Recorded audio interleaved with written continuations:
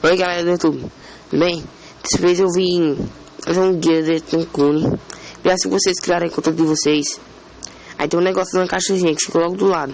Vocês baixem aquilo ali, que aquilo ali, aliás, não pesa nem 1 megabyte, não pesa aquilo ali, pesa praticamente quase nada. Pronto, vocês baixarem aquilo ali, aí dentro de cada caixinha daquela ali tem 200 L cupom. Tem Gold, e o Gold vai servir para vocês comprarem pérola e o par também.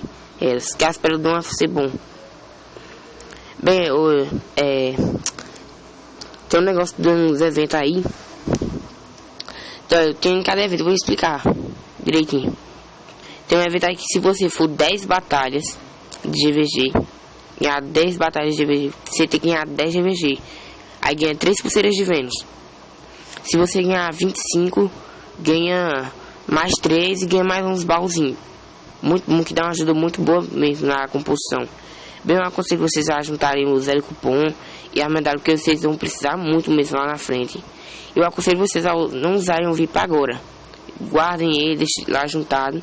Só usem ele quando for para a arma para mais 4 ou mais 5. E quando você estiver já numa sócia. Bem, a sócia da gente tá aí no servidor Gamor. Vocês vão, se vocês quiserem, vão lá. Porque a gente tem mais BR que os outros, é difícil você encontrar. Bem, vou mostrar aí minha conta do Gabriel, a fake dele e a conta da minha irmã. Bem, é isso a dica, galera. Sim, e tem outro negócio aqui que vocês ganham 10 batalhas, ganham coisa de composição também. É uma ajuda muito boa. Bem, tem um negócio aí que se você